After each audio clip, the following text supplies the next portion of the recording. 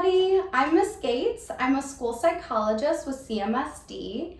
We're going to be talking today about sports and good sportsmanship. So for my part of the lesson, I'm going to be going over the qualities of a good sport, the qualities of a bad sport, and what good sportsmanship is. After my part of the lesson, you're going to hear from some other CMSD teachers who are going to be teaching you some games and sports to play at home and teach you about some sports you might not know about. So for the first part of my lesson, I'm going to read to you the story, Pete the Cat Plays Ball.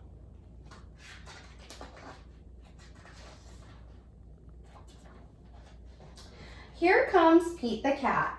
Pete has a mitt. He has a bat and a ball. What will Pete do today?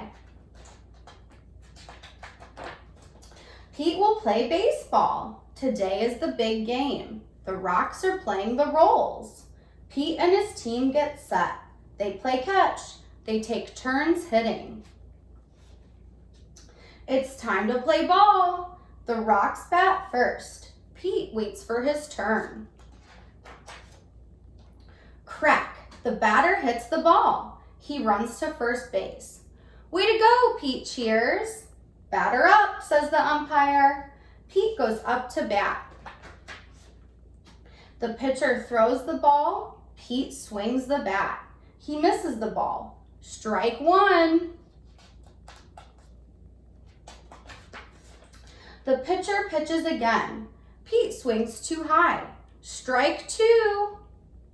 The pitcher winds up. He throws. Pete strikes out. But Pete is not sad. He did his best. Pete's friend Ben is up. Ben hits a home run. Way to go, cheers Pete. The Rolls go up to bat.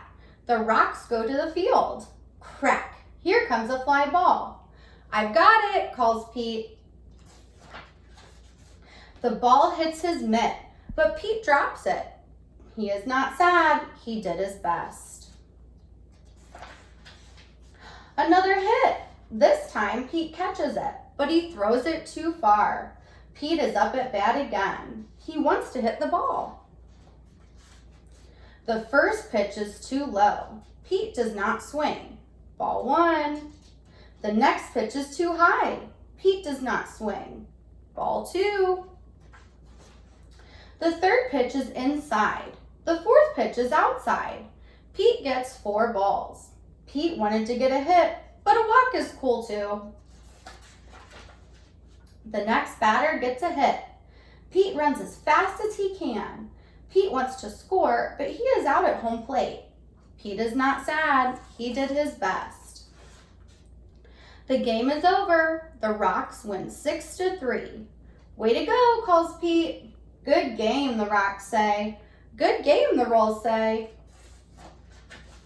Pete did his best. He had fun. What a great game. Okay, so let's talk about a couple examples of good sportsmanship in the book that we just read.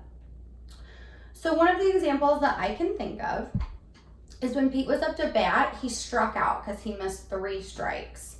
When he missed these 3 strikes though, it said he wasn't sad because he knew that he did his best.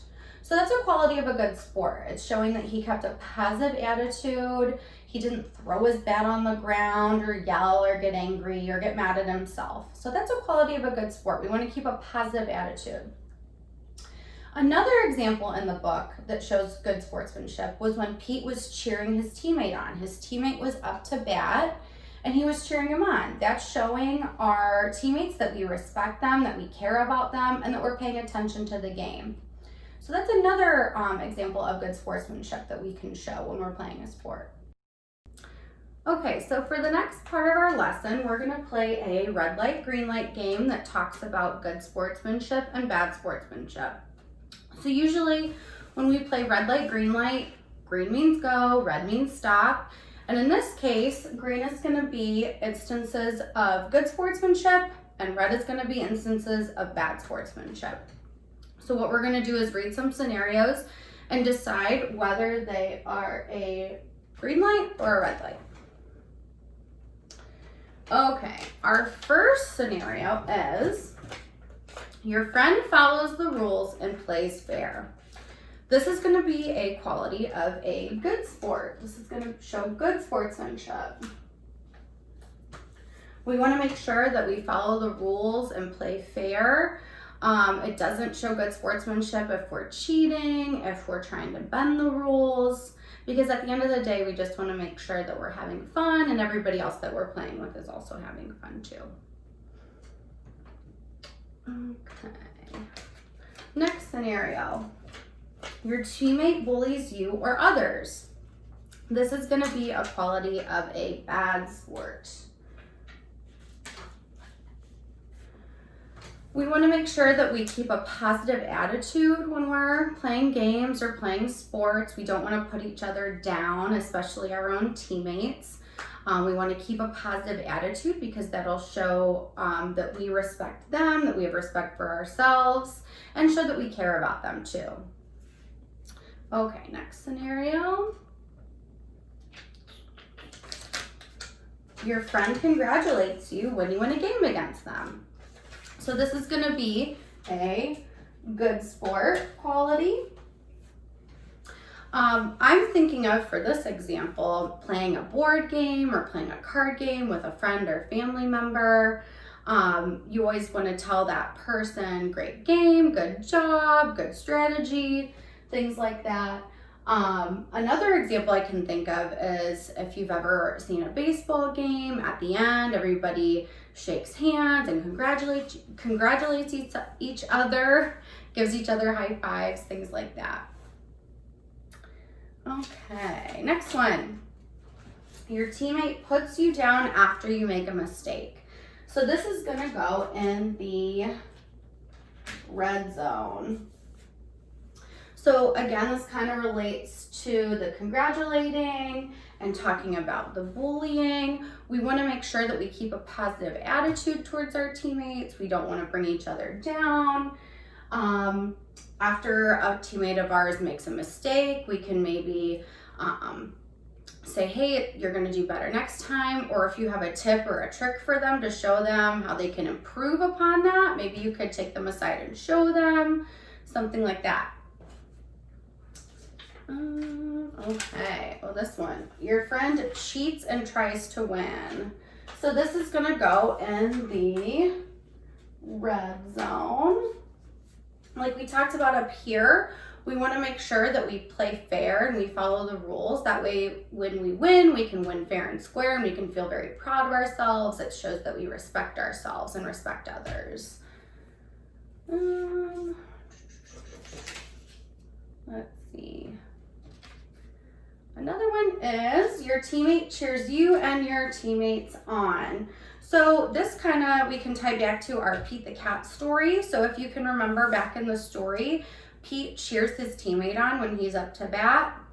That all ties into respecting each other, respecting the game, having a positive attitude. So that's gonna go in the green zone.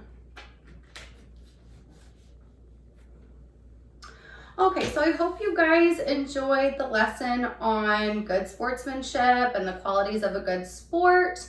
And I hope you enjoy the rest of the lesson playing games, learning about sports, and just having fun. All right, thanks. Bye-bye. Hi, I'm Miss Valentine, an occupational therapist with Cleveland Metropolitan School District, and I have some of my nieces and nephews with me. Colton, Wesley, Kylie. And we are going to talk about one of the sports or games that we love to play. So all that we need for this is a couple of balloons. I got these for $1 in the section at Target. So you can find balloons for pretty cheap, or you might even have them around the house. So we're going to be playing some balloon volleyball, different types of games with balloons and volleyball. So first things first, we have to blow up the balloons. All right, so each of us are going to try to blow up a balloon. Here you go. Here you go. That's yellow, okay? There we go, and I'll do red. So we'll each have a different color balloon. So you want to kind of stretch out your balloon a little bit before you start blowing it. So stretch it out a little bit, okay? And then you got to put your mouth around the outside and just blow as hard as you can to fill it up with air, okay?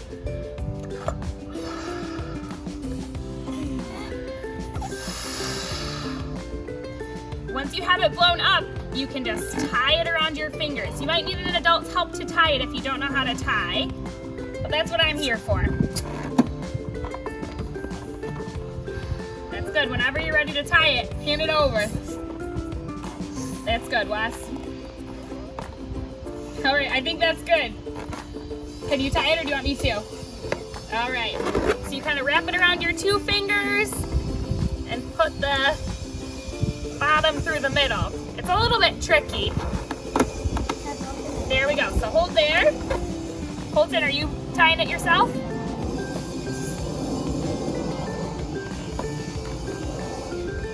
That's probably good, Wes.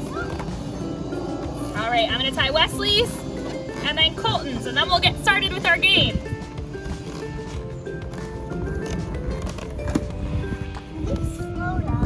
These ones don't float up because we blew them just with our air from our bodies. If you put helium in these balloons, then they float, and that's not good for this game. It's a little bit windy, so this might be a little tricky to play, but we're gonna go in the yard and get started. All right, so we have all of our balloons in this little bin to keep them from blowing away because it's kind of windy today. Our first game that we're gonna try, we're gonna take a balloon and try to hit it up in the air to ourselves for 15 times, okay? We're each gonna do it individually, but to make it a little trickier for Colton and I, because we're a little older, Colton's gonna try and stay inside this little ring here we made from a leash, and then I'm gonna try to stay in this tiny little one to see if we can do it for 15, okay? So everybody grab your balloon. Do you want that one? Okay. Here. All right, and we're gonna try. Ready? Just try and keep bouncing it up in the air to yourself. Don't let it touch the ground. All right? Go. 1, 2, 3, 4, 5, 6, 7, 8, 9, 10. Oh no! I think Colton and I both stepped out of our space and Wes's balloon popped. So let's come back over here and we'll try another game. All right, so that's a little game we can practice, just kind of keeping the ball up or the balloon up in the air. I used to play that all the time with my brothers and sisters at home. You could even try that one inside if you have a lot of space, as long as you're careful. But this next game we're gonna try is a passing game. So you can grab your friend, brother or sister, your neighbor, anyone around that. As long as you have one partner, you can play this game. So we're gonna take the ball or the balloon and we're just gonna pass it back and forth each way, okay? So Kylie and Colton are gonna try this way and Wes and I are gonna try too. So Wes, right here. You just wanna pass it really gently. Bump it, try and go back and forth and see how many times you can keep it up. Good job.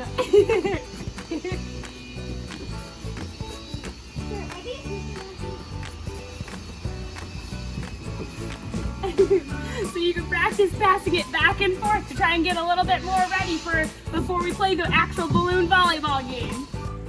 All right, so there's two main rules that we're gonna have to follow. The first one is that between you and your partner, you can hit it up to 3 times to get it over the net.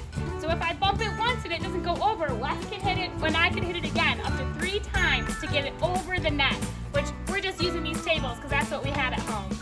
And the other rule is that if it touches the ground, then it's the other team's point.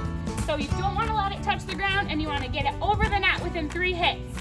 All right, Colton, you can go ahead and serve. Can you serve? Yep. All right, so Colton and Kylie get 1 point. We're just gonna play up to 3 points, okay?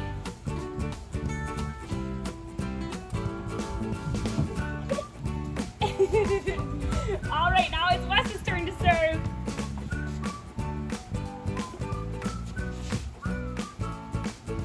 You can just toss it if you'd rather.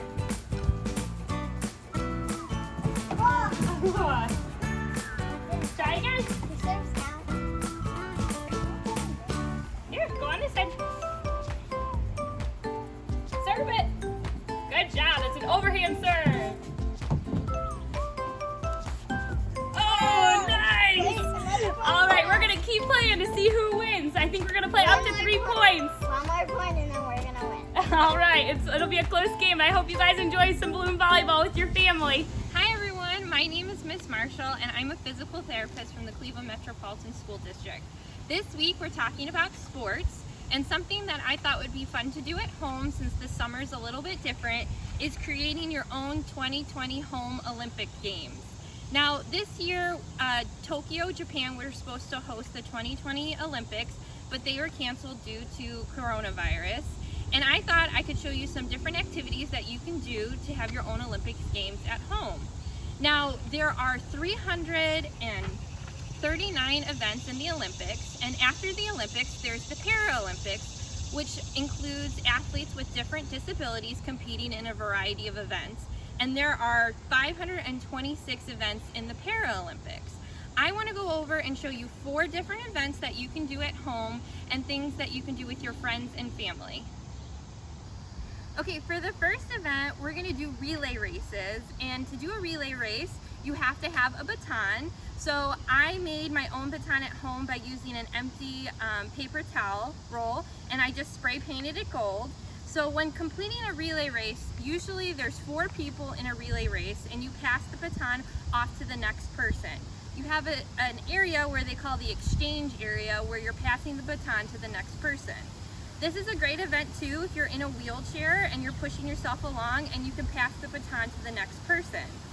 Just a little bit of facts from the 2016 Olympics Games. The women from the USA won the gold medal for the 4x100 meter race, and Jamaica won for the men's. So when doing a relay race, especially at home, you can set your own distance of how far or how short you want to go, just making sure you have a clear start line and a clear finish line. When exchanging the baton, you're going to have the runner in front of you that you're exchanging it to. They're going to reach their hand back as you place the baton forward. Now you can be as creative as you want when painting your baton. I just spray painted mine gold, but you can paint it colors of your favorite country, a rainbow, you can put stickers on it, anything that you like. So I'm going to start my race. I have a nice start line. I'm ready with my baton in my hand, and I'm going to run forward. Ready, set, go. The next event we're going to talk about is a throwing event, and there's different types of throwing events in the Olympics, and I'm going to be talking about throwing a discus. Now a discus is very similar to the shape of a frisbee, but it is weighted. So in the Olympics Games, the men throw a discus that's about 4.4 pounds, and the women throw a discus that is about 2.2 pounds. In the 2016 Games, Germany won for the men and Croatia won for the women. Now, you can throw the discus either standing or in a wheelchair, and I'm using a hula hoop kind of as my boundary to make sure I don't step away from it, because that's like my starting line. If you step over the hula hoop, that counts as a disqualification. So when throwing the discus, you're going to be throwing a frisbee, and you're going to see who can throw it the farthest. So I'm going to stand in my hoop, I'm going to get my arm ready, and I'm going to see how far out I can throw it. Now, if you're in a wheelchair, you can just put your brakes on your wheelchair or in a chair, and then you can throw the frisbee. Are you guys ready? Let's see how far I can throw this. The third event is long jump. So you're going to have a line starting as your start point, and you're going to see how far you can jump. Now, if you're participating with this in a chair, you can see how far you can push with one full propulsion of your wheelchair, and that could be your long jump. When competing and marking your spot, you can either use a marker or a piece of chalk to start where you ended up after jumping. Now, both the U.S. men and women won the gold in the 2016 for their long jump competition. Now, I'm going to do a running start, and the biggest thing is to make sure that I don't cross the line, or that would be a disqualification, or I would have to restart my jump. So let's see how far I can jump. So I'm going to use this blue marker to mark where I jump after my long jump. I'm going to run, make sure I don't pass that line, and see how far I can jump. You guys ready? Here we go. Oh, this is where I jumped. Let's see if I can beat that. Okay, I'm going to take my running start, make sure I don't cross that white line. Ready, set, go. I think I beat it that time. Let's see how far you can jump at home. For our last event for our 2020 Home Olympics Games are going to be the hurdles. Now, when making your own hurdles, I used a cut up pool noodle and some sticks, and I just put the sticks in the ground and then placed the pool noodles over the sticks. In the Olympics, the hurdles are about, let's see, I think they say 42 inches long. So just to give you an idea how tall the hurdles are, it's about this tall for the men's Olympic hurdle event. In the 2016 event for men's hurdles for the 110 meters, Jamaica won, and for the 100 meters for women, the US won gold. Now, when completing this event, you can make it as far or as long as you want, and I just kind of have a shortened event with 4 different hurdles. I have spots marking the beginning and the end of my hurdle race, and I'm going to run and then jump over each hurdle. Now, if you're completing this event in a wheelchair, I'm going to show you what that looks like next. But so this is what the event would be. So this would be my starting line. I would run and then jump over each hurdle all the way to the finish line. Let me show you what it would look like if you're in a wheelchair. So instead of having hurdles, which I wasn't able to stick in the ground, I'm using markers on the floor or on the sidewalk. And with your wheelchair, you're going to propel and maneuver in and out of the markers, going left and right all the way to the end line. You can also do this activity with cones or chalk to mark the spots. I hope you guys are able to participate in some of these at-home Olympic events over this summer, and thanks so much for joining me. Bye. My name is Velma Bell Clark. I'm an intervention specialist at Mary Bethune School, and today we're going to bring you basketball. I'm here with my grandsons and my nephew, and they're going to help me to demonstrate some fun activities with basketball that you can do in your backyard or your driveway. And here, this is... Tell them your name. All right, so we're going to do ladders first. Y'all stand behind me. We're gonna do 1 foot each 1 square. Ready? Use your arms as you go, and 1 foot in 1 square.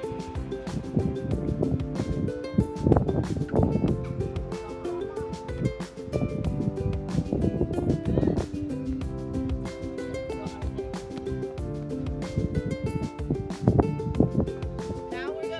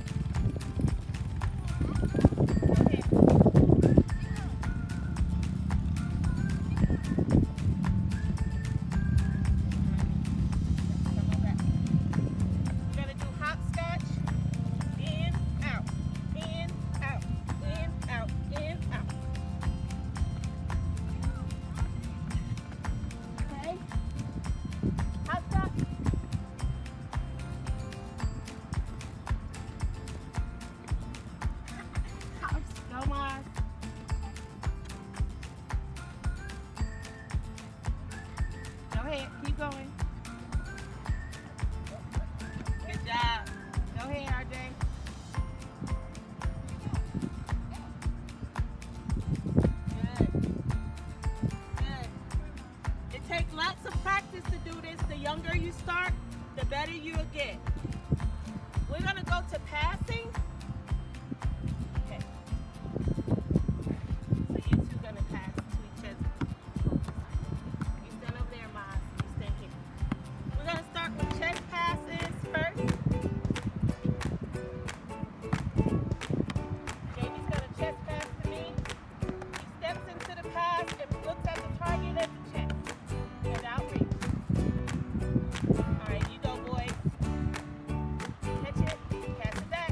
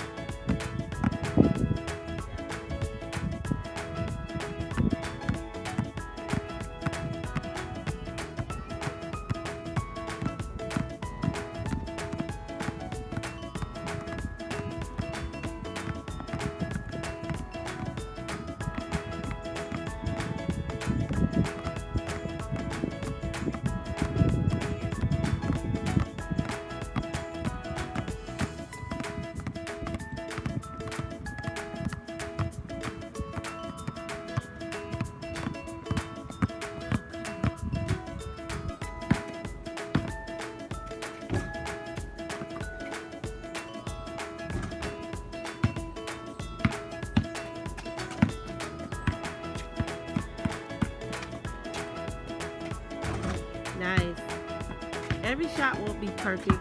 The most important part of it is that you just get out of the house, be active, get some exercise in, and have fun with basketball.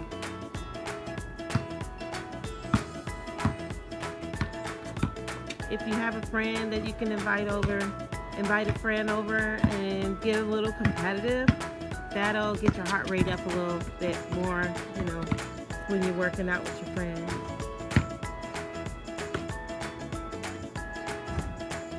Nice.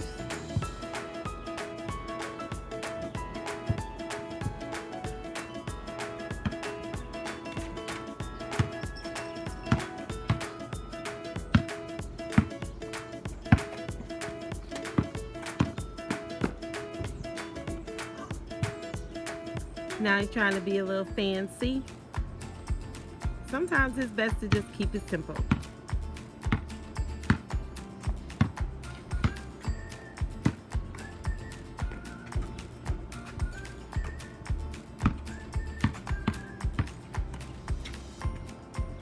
Nice. Using some of his dribbling skills.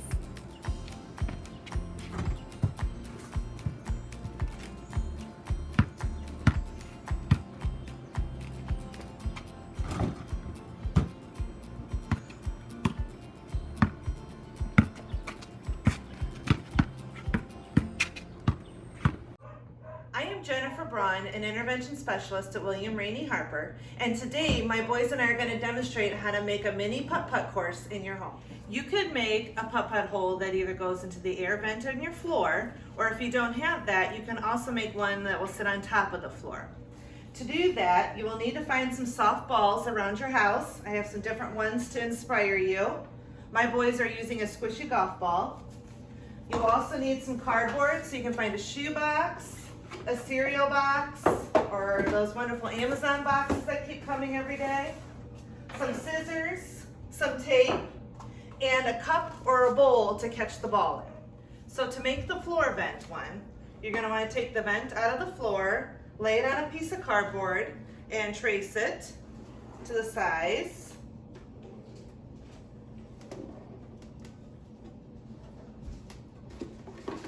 And this way it'll make sure it sits on top of the floor.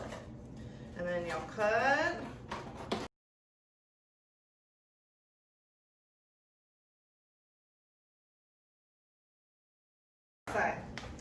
Then we're going to take whatever cup we decide to use to catch the ball, lay that on top of the cardboard, and trace that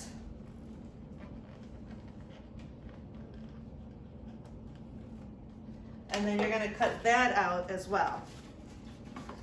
A little bit harder, you got to poke the hole in the middle.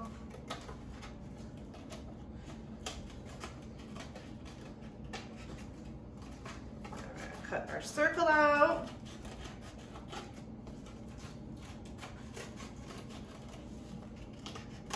And then when you have that done, your cup should sit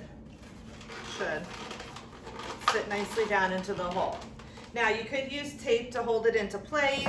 I might need to cut mine a little bit bigger, but then this will allow it to sit. We're gonna follow on over here. Pop that down into your vent. Get your cup just a little bit more flush and you can hit your ball into the hole. Now if you don't have floor vents, this one is a whole lot easier to make. And all you need is a flat piece of cardboard. You can take your cup, you're gonna set it on the side like that. Just get some tape. And all you're gonna do is just tape it down from the front. This is a good idea if you wanna make like a bigger course around the house. You can lay these out all over the floor. They're super simple to make. Just line your tape, doesn't even have to be perfect.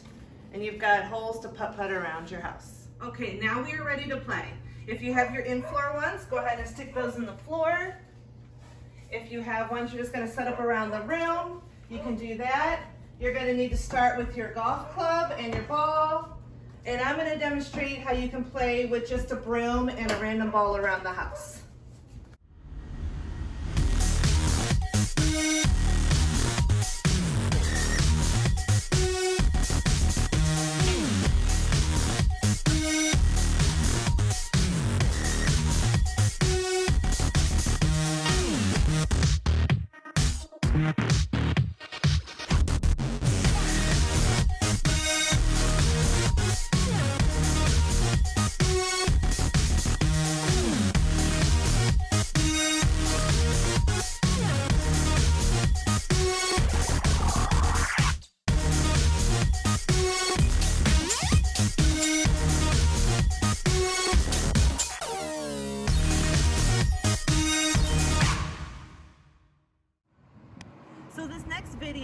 is another variation of golf. You can call it foot golf, we call it soccer golf.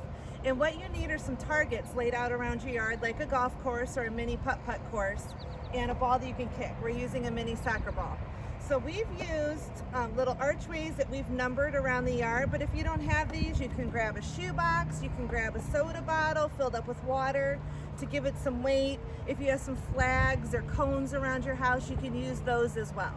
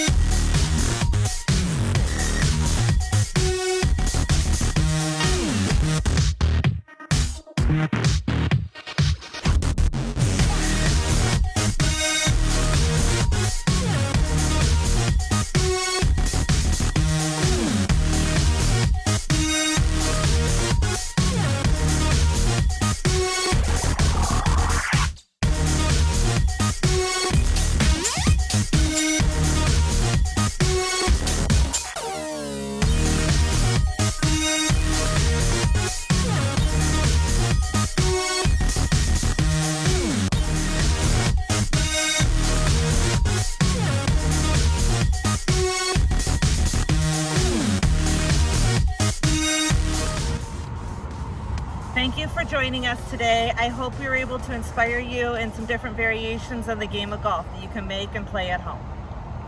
Hi everyone, I'm Mrs. Leslie and I'm an intervention specialist at Riverside School, and this is my daughter. Oh. And we are going to be talking everything football. The fall season is coming up and football is going to begin. Some of you might have already started football practice. So I'm dressed in my Browns gear, you're dressed in your football gear, and we are on a football field right now, so you can see the goalpost and the stands that hopefully one day will be filled again with lots of people. But before we talk about or do fun activities with football, we have to go over some rules and learn a little bit about football. So I'm going to take you inside and read you a book, and after the book we're going to do some really fun football drills. See you in a little bit. Hi, we're back and we're going to learn all about football by reading this book by Matt Doden.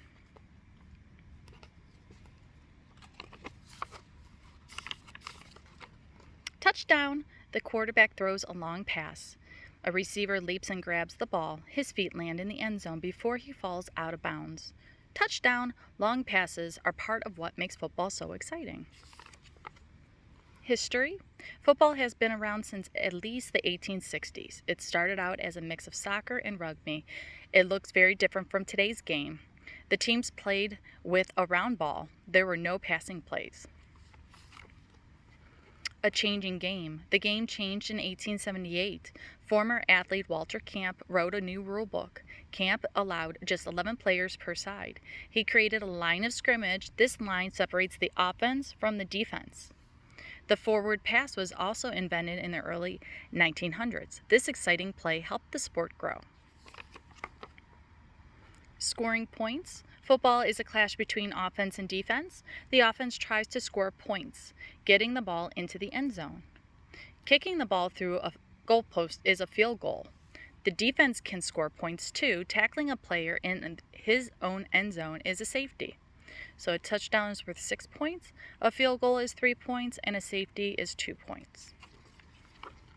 The offense. The offensive linemen start on the line of scrimmage. Their job is to block the other team's players. The quarterback gets the ball to start each play. He can hand it off to a running back, or he can throw it to his receivers. The defense. The defense tries to stop the offense. Defensive linemen rush the quarterback. They tackle ball carriers. The defensive backs cover the other team's receivers. Down and distance. The offense has 4 plays to move the ball, at least 10 yards. Each play is called a down. It's decision time. If an offense gets to the 4th down, They can run a play and try to gain the yards. But if they fail, the defense gets the ball on the spot. The offense can also punt. This forces the other team to start farther back. 4 quarters. The teams battle for 4 quarters. Halftime comes at the end of the second quarter. The team with more points at the end of the game wins. The ball. A football game starts with a football. Modern footballs are oval. They have pointed ends. They are made of leather. Laces help players grip the ball. Safety gear. Smash, crash, thud. Football is a rough game. Players leap, spin, and tackle each other. They need protection. Strong plastic helmets protect their heads. Pads cover their shoulders, thighs, and knees. The field. A football field is 100 yards long. It's marked with a line. Each yard is marked with a line. End zones sit at each end of the field. Goalposts stand beyond the end zones. The NFL. The best football players hope to play in the NFL. Legends such as Red Grange, Johnny Unitas, and Walter Payton built the sport. Stars such as Calvin Johnson and J.J. Watt thrill fans. The Super Bowl. The biggest goal for NFL players is winning the Super Bowl. It is the NFL's championship game. Few players get the chance to hoist the Super Bowl trophy, but those who do never forget it. Okay, now that we're done learning about football, we are going to get a chance to do some football drills, some fun football drills. Now that you know all about football, I'm here with my husband Dean, who's a high school football coach, who's going to run you through some really fun drills. All right, we're going to start with ball drills today, wide receiver drills. First one we're going to do is what I call a turn drill. So I'm going to take my daughter Elle.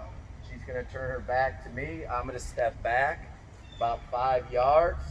And this is going to help you guys figure out where the ball is, identify it, help with your reactions. And it's a fun drill. A lot of kids like to do this drill.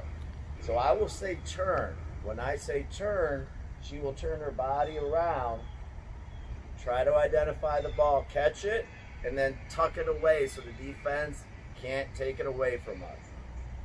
Ready, Elle? Yes. Ready, turn. Okay, tuck the ball. See how she tries to tuck the ball away so the defense can't get to it. We'll do it one more time. Turn. She finds the ball, tries to tuck it away, make sure defense can't get it. Now you can make it a little bit more difficult. I could throw it high, I could throw it low. So I might throw it above her head, or I might throw it down below her knees. And she has to adjust to that. Turn. There you go. See, so every receiver that plays has to be ready for a ball in any direction, in any spot, low or high. Now we're going to go to drill number 2. Come on over here, Elle. We have cones set up right here. She's going to be in a wide receiver stance. I'm going to be the quarterback. She's just going to run straight down. This just works on catching the ball. I will throw it to her. She catches it, tucks it away, runs a few yards, and then brings it back to me. Say, go. There, she catches the ball. She runs forward a little bit, gets the ball back to me, and we'll do it one more time. We'll do it one more time. Say, go. Oh, see, she didn't catch that ball. She's got to secure it. Catch it with your hand. Good throw, hustle back. Now, we can have some fun with this too. We can try to catch it with one hand, like Odell Beckham you see on TV all the time. So I'll throw the ball. She tries to just come out there, stick one hand out and catch it, and to see if she can do it. So you can kind of have a contest with your brothers or sisters or whoever. Say, go. I throw it. She tries to catch it with one hand. Oh, she cheated and had 2. Let's try one more time. Hustle back. Try to catch it with one hand. Say, go.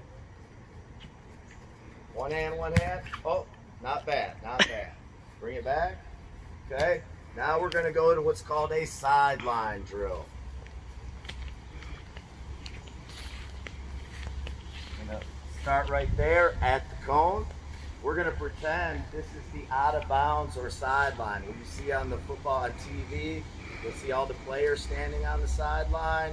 You'll see everybody that's all backed up and the coaches are there. The white line, all right, you have to have, in the NFL, you have to have 2 feet. In high school, you have to have 1 foot. But we're gonna try to work on 2 feet. She's gonna run to the, what we pretend to be the sideline. I will throw the ball, then she's gonna try to get 2 feet in, all right? Here we go, set, go. Oh, got to catch the ball first and then get the feet in. Let's try that one again, go back. Set, go. She catches it, gets 2 feet in. Again, you can have a competition. You can have a competition with your brothers, sisters, your friends. If somebody drops it, they have to do 5 push-ups. Or if the winner gets something. So here we go, let's try it one more time. Set, go. Catch it, 2 feet in, good job. Now those are just some drills that you can do if you want to improve catching the ball, just have some fun in the backyard. If you want to play football one day, again, there's so many more, but those are just a few of the ones that we went through today. Hopefully you enjoyed it. Give a warm round of applause to Elle. Good job. And go Browns! And go Buckeyes! Hi, I'm Miss Albrecht and I'm an intervention specialist in Mary Bethune Elementary School. Today we're going to make baseball Rice Krispie treats because baseball is starting this week. Before we get started, I have a joke. Why did the baseball team hire a cook? Because they needed a good batter. Alright, for this recipe you're going to need a few ingredients. Rice Krispies, 1 package of mini marshmallows, butter, white frosting, red frosting, and cooking spray. Before you start cooking, you need to wash your hands and make sure you wash your hands for 20 seconds.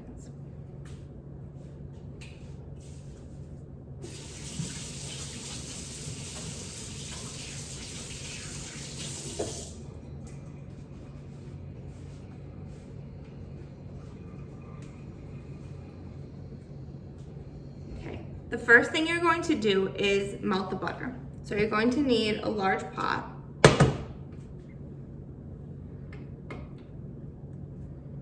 And you need 3 tablespoons of butter. So 1, 2, 3.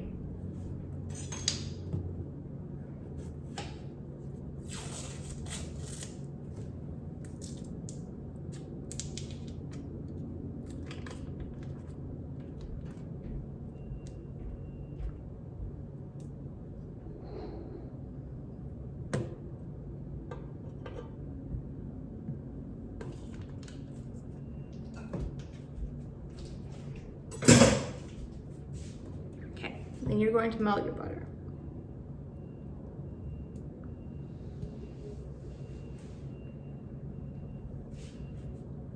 Okay, while we're melting the butter, I have some facts about baseball. Games will go as long as they need to, with the longest game ever being played being called off after 8 hours of play.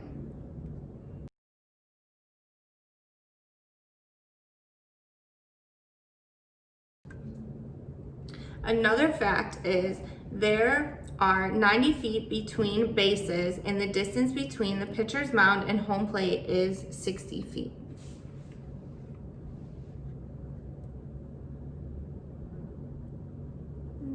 The butter's almost melted.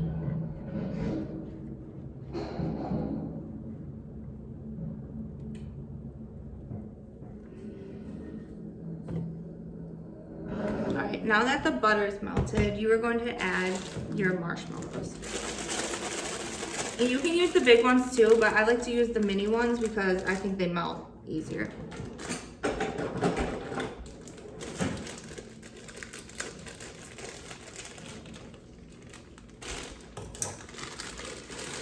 You're going to pour it in the whole bag. And then stir these until they melt.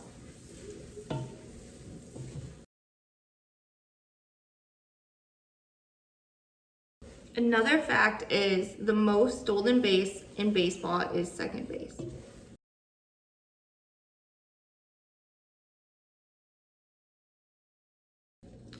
Every American president except Jimmy Carter has been throwing out the first pitch on opening day since William Howard Taft in 1910.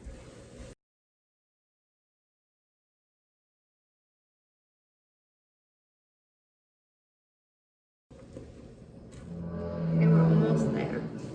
During a swing, a baseball bat may travel 70 to 90 miles per hour.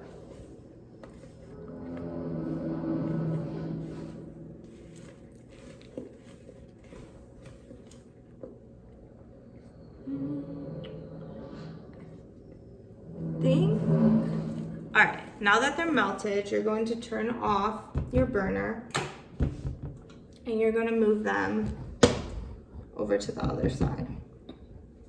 And you're going to add 6 cups of Rice Krispies. And this is my 1 cup measure.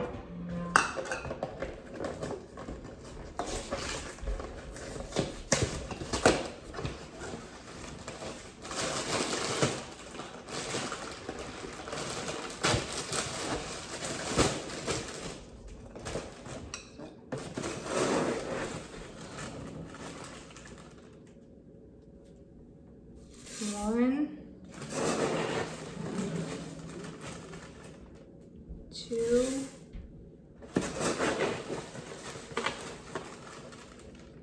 3,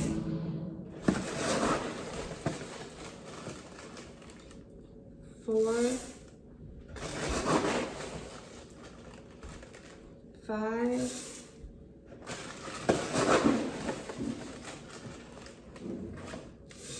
6. And then you're going to mix this until all the cereal is coated with marshmallow.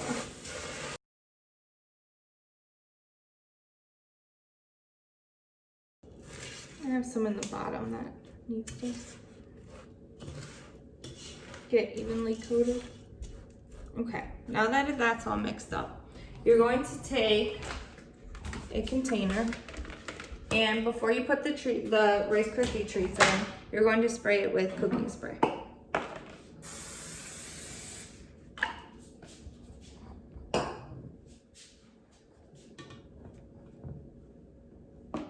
And then just pour it into your container.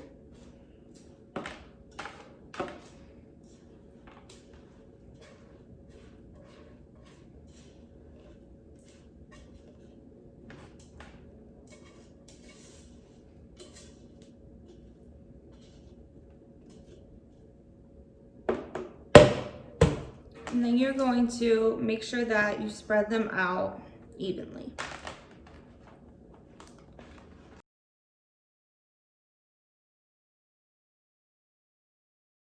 Okay, now that that's done, you're going to have to wait a few hours until they cool before you can eat them or that you can decorate them. But I have some that I made earlier that we're gonna decorate now.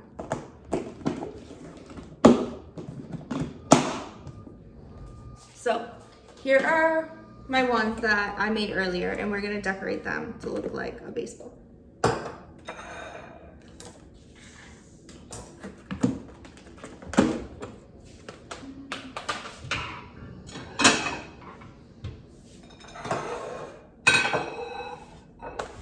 I have this cookie cutter that's the shape of a circle, and I got this at Dollar Tree. But if you don't have a cookie cutter, you could just cut them out in the shape of a circle.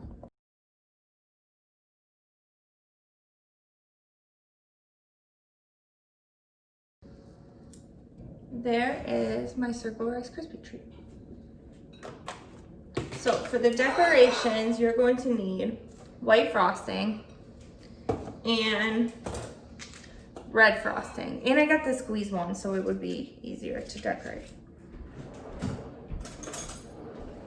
So first you're going to take your white frosting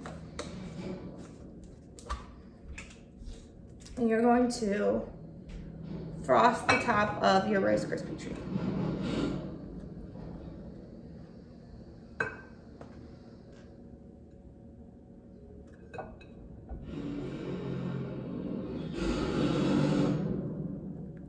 And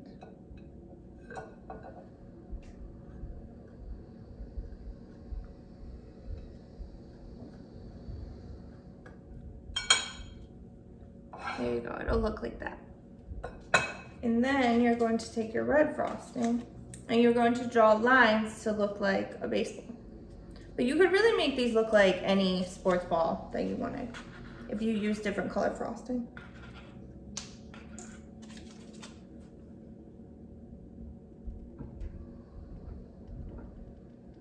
You're gonna make two kind of curved lines like this. And then you're going to make little short lines across it so it looks like a baseball.